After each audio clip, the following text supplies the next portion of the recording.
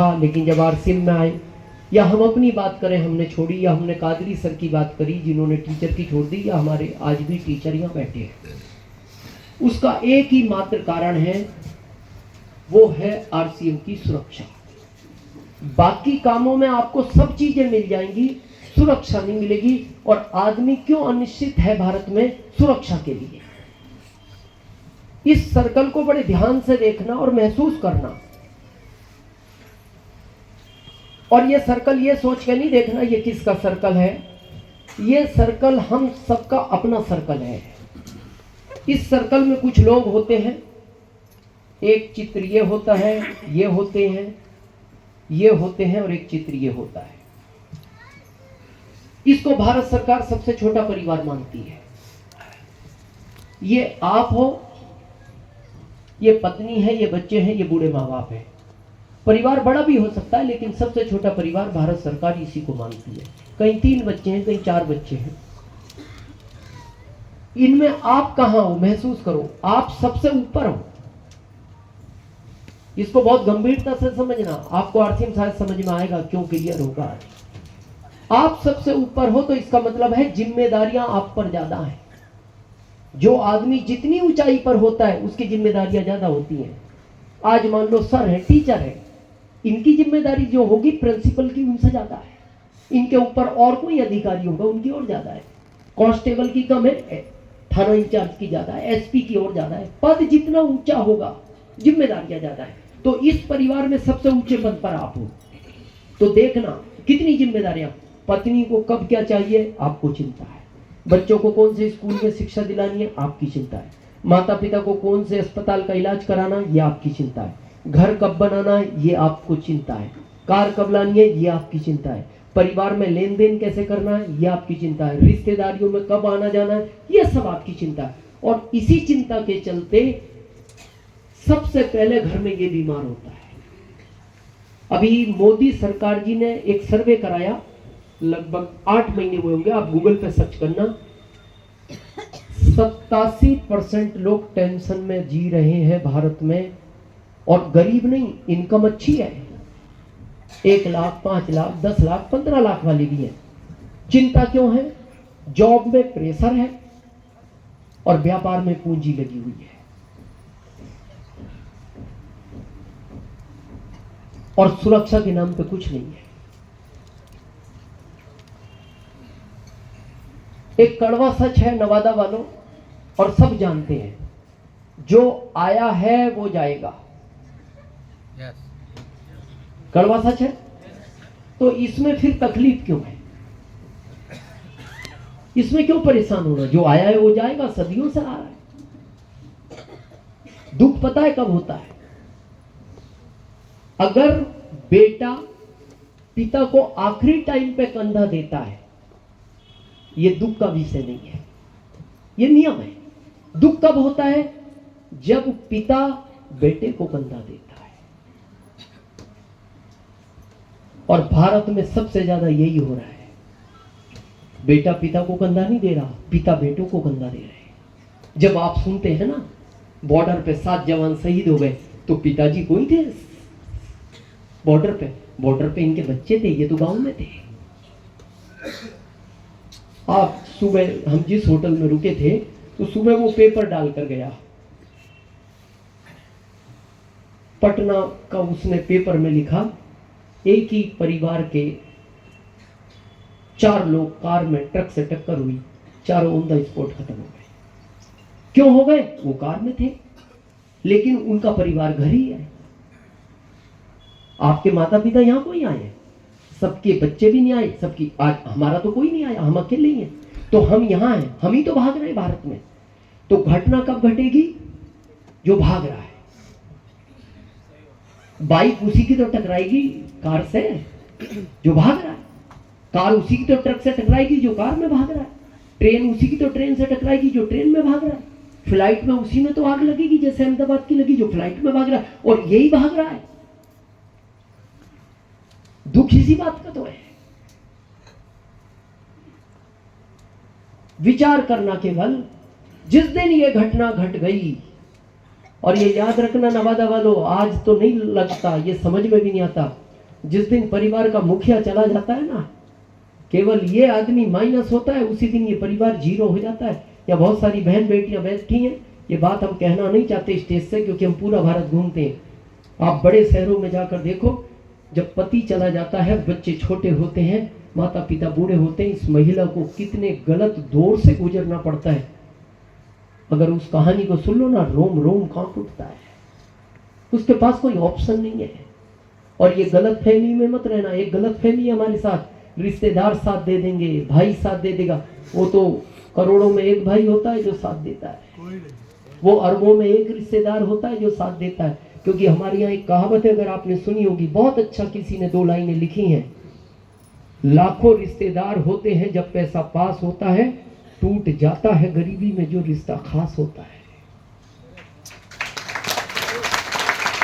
कभी भी देखना, 1 महीना सब कहेंगे आप चिंता मत करो, हम हैं भाभी जी, हम हैं दीदी, हम हैं। 3 महीने बाद ये महिला फोन लगाती है, रिश्तेदार फोन नहीं उठाते, उनको पता लग जाता है मदद मांगेगी, फोन ही नहीं उठाते, ब्लॉक लिस्ट में डाल देते। ऐसी हम हजारों घटनाएं सुनते हैं भारत में। अब प्रश्न आता है, आरसीएम के अलावा सुरक्षा क्यों नहीं है?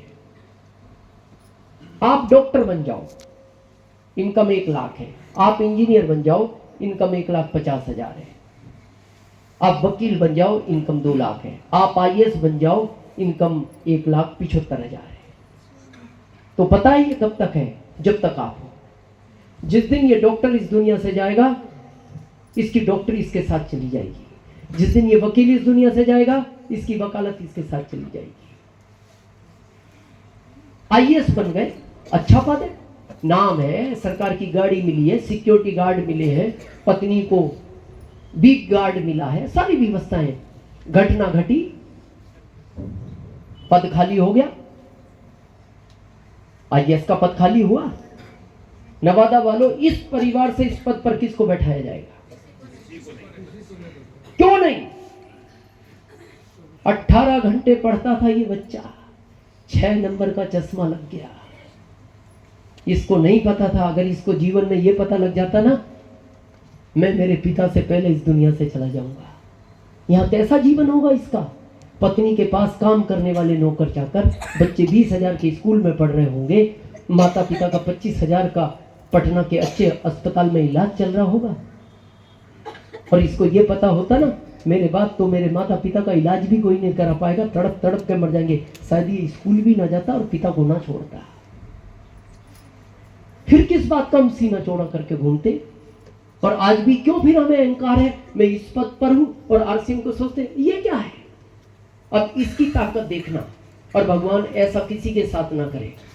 हमारे इस अभियान में एक सफायर थे, स्वर्गीय श्री रत्नेश जी जैन, छत्तीसगढ़ रायपुर। छत्तीसगढ़ में सबसे पहले आरसीएम को वो ही लाए थे, पहला बीज छत्तीसगढ़ में उन्होंने ही बोया था। उम्र कितनी थी? 43 साल। पत्नी की उम्र 40, बेटी 11 साल की, बेटा 5 साल का, माता जी 75 की, बाबूजी 80 के। अब देखिए कहानी वही घट गई। जिनको जाने का समय था वो हैं, और जिस बच्चे को और 40 साल जीना था वो चला गया। ये अटल सच है, ये मत सोचना 70 के बाद घटनाएं घटती हैं। हमें क्या गलत फहमी है, अभी तो हम 30 साल के, क्या होगा, अभी तो हम 50 साल के हैं, अभी तो और जिएंगे। कुछ नहीं कह सकते, टाइम उसने फिक्स कर रखा है। हमें आज भी याद है, दिल्ली में 2006 में हमारी एक मीटिंग थी, विनोद सर, हम होटल में रुके हुए थे। होटल के बाहर मचान बोलते हैं उसको, इधर बांसों की जो बनती है, मचान ही बोलते हैं।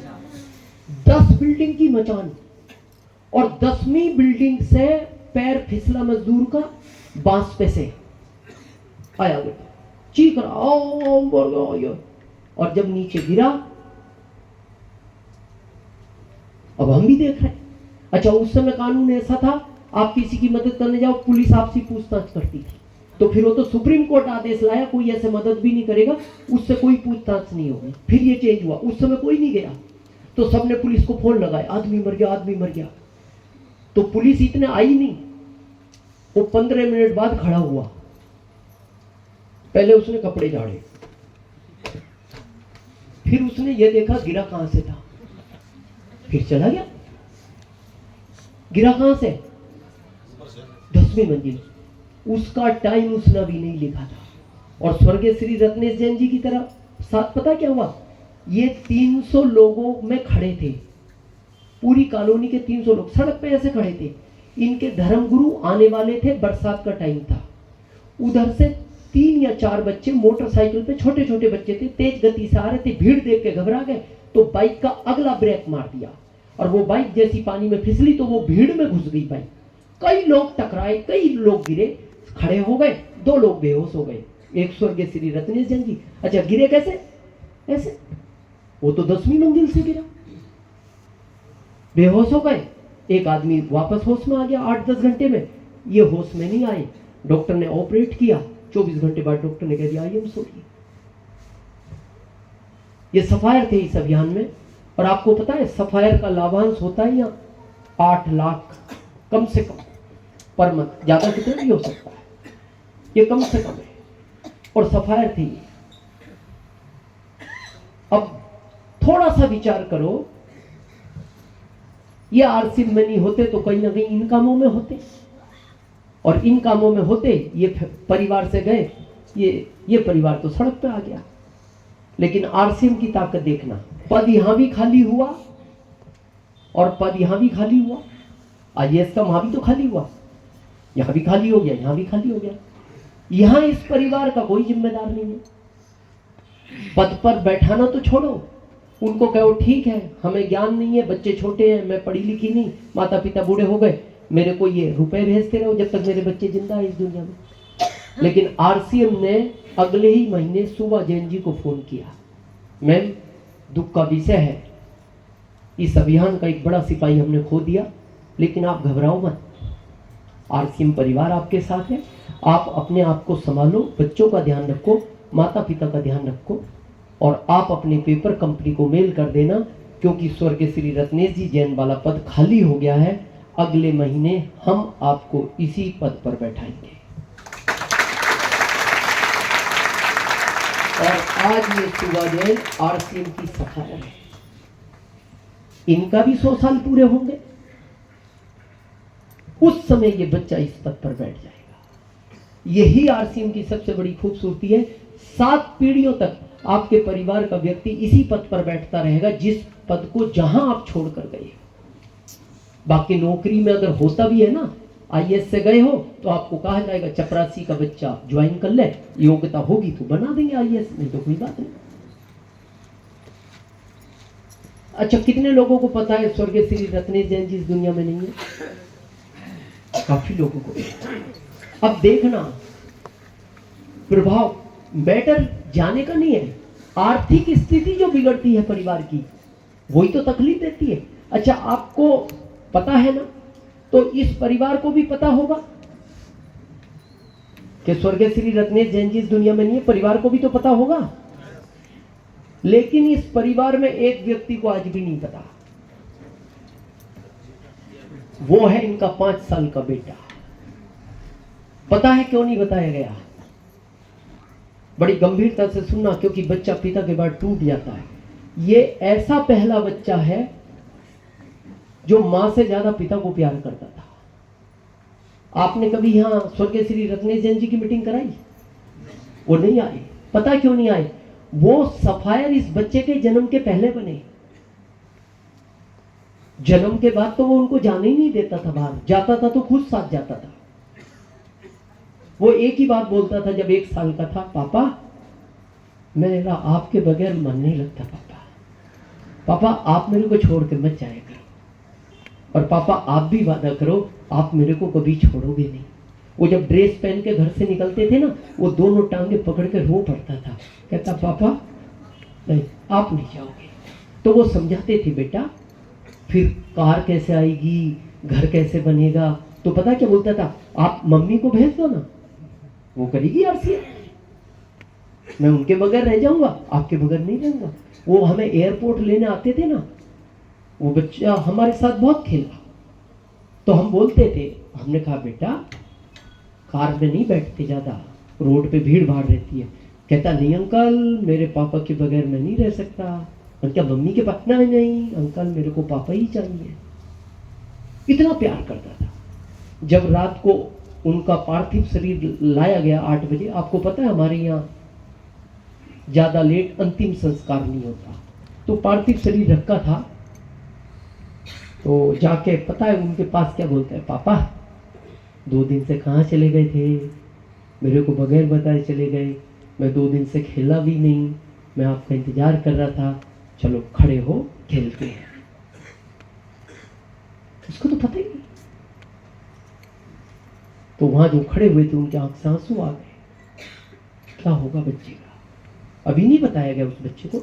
हो सकता है 10 साल में जब भी वो चाहेगा, जब वो थोड़ा सा संभल जाएगा। अभी इसलिए नहीं बता रहे कहीं सदमे में ना चला जाए, तो उसको फिर अलग हटाया गया ताकि कोई गलती से ये ना कह दे अब ये कभी नहीं उठेंगे। अब पता है क्या पूछता है? घर में आपके भी अचीवमेंट के फोटो लगे होते हैं ना, उनके घर में लगे हैं, जैसे pearl, star pearl, emerald, star emerald, ruby, star ruby, sapphire. अभी आखिरी फोटो और लगी है, माला डली। एक दिन पता क्या पूछता है? माँ, ये तो आपने कहा था जब पर्ल बने थे तब मिला था सम्मान। ये वाला आपने कहा था रायपुर में मिला था, ये आपने कहा था भीलवाड़ा मिला था, ये आपने कहा था दिल्ली में मिला था, पर ये आखिरी वाला सम्मान कब मिला माँ पापा को? सोचो वो माँ उस समय क्या सीने पे पत्थर रख के बात करती होगी। वो ये भी नहीं कह सकती बेटा ये आखिरी सम्मान है तेरे पापा का। आज भी पूछता है माँ मेरे पापा कहाँ है? उस समय भी वो माँ इतनी ताकत रख के आंखों में आंसू नहीं लगती, समझ ना जाए बच्चा। तो माँ कहती है बेटा मीटिंग करने गए, तुमने 5 साल जाने नहीं दिया ना, इसलिए दूर गए। कहाँ चले गए माँ? बेटा बहुत दूर गए। माँ फोन पे तो बात करो मेरी। बेटा फोन नहीं लगता माँ। अब वो तो बच्चा एक दिन पता क्या बोलता है, माँ तुम कुछ ना कुछ मेरे से झूठ बोलती हो। जब मेरे को कोई आरसीएम वाले अंकल मिलेंगे ना, तो मैं जरूर पूछूंगा उनसे मेरे पापा का फोन क्यों नहीं लगता। अब उनको लगा कोई कहना दे, तो एक दिन उन्होंने कहा बेटा फोन तो लगता है, रात के 2 बजे लगता है। तो माँ मेरी बात कराओगी रात को? हाँ बेटा कराऊंगी, लेकिन माँ याद से कर। माँ मेरा स्कूल में मन भी नहीं लगता, कराओगी? सोया रोते। हाँ कराऊंगी बेटा। सुबह उठा, माँ पापा का फोन नहीं आया रात? आया था बेटा। माँ मेरी बात क्यों नहीं कर रही? बेटा तुम उठे नहीं। तो क्या बोलता है, माँ मेरे ऊपर एक बाल्टी पानी डाल देती, उठाती तो सही, मेरा अब अच्छा नहीं लगता। लाइन सुनो, कितना दर्द भरी लाइन है। वो शब्द अगर सुनोगे, पता क्या बोलता है, माँ एक काम करो, मेरे पापा नहीं आ सकते ना, तो जहां मेरे पापा हैं वहां मेरे को भी भेज दो। क्या शब्द है ये? जहां मेरे पापा हैं फिर मेरे को भी वही भेज दो। कभी भगवान किसी के साथ ऐसा ना करे। आप कभी उस बच्चे को देखना, उसको आज भी नहीं पता, खेलता है। अभी दिल्ली हमें मिला था, जब पिछली हमसे आके पता क्या बोलता है, दिनेश अंकल मेरे पापा मिलते हैं क्या आपको किसी आरसीएम की मीटिंग में? हमने कहा क्यों, क्या हुआ? मम्मी बोलती है उनका फोन ही नहीं रखता अंकल। अंकल एक काम करना, जब कभी मिले ना मेरे पापा, मेरी बात कराना, आपके फोन से कराना अंकल। मैं बताऊंगा, मैं उनसे पैसे दिलवाऊंगा आपके फोन के जितने पैसे लगेंगे, और मेरे पापा बहुत अच्छे अंकल, पैसे दे, बात तो कराओगे ना अंकल? क्या कहें, क्या कहें? कैसे परिवार की स्थिति खराब होती है। अगर साझेदार सिर्फ न होता, आप विचार करो क्या होता परिवार का। बस मीटिंग को एंड करते हैं, अकेले में सोचना। जो एक शब्द लिखा था ना हमने, क्यों, पहले शुरू में अकेले में, किसी से नहीं पूछना। जो ये बोलते हैं ना, मैं पिताजी से पूछूं आरसीएम, माँ से पूछूं, भाई से पूछूं, रिश्तेदार, किसी से नहीं पूछना। आज ध्यान से सुनना, पत्नी से भी नहीं पूछना। अकेले रूम में बैठ के अपने आप से पूछना, और एक ही बात पूछना कि किसी दिन भगवान न करे मेरे साथ स्वर्गीय श्री रत्नेश जैसी घटना घट गई, क्या मेरे परिवार को भी उसी तरह की सुरक्षा चाहिए जो स्वर्गीय श्री रत्नेश जी जैन जी को मिली? अगर दिल कहे हाँ, तो आरसीएम को 2030 तक तेज गति से करना है, और आपका दिल कहे नहीं, आप इसको छोड़ देना। आपने हम सबको सुना, हम सब आपके आभारी हैं। बहुत बहुत धन्यवाद।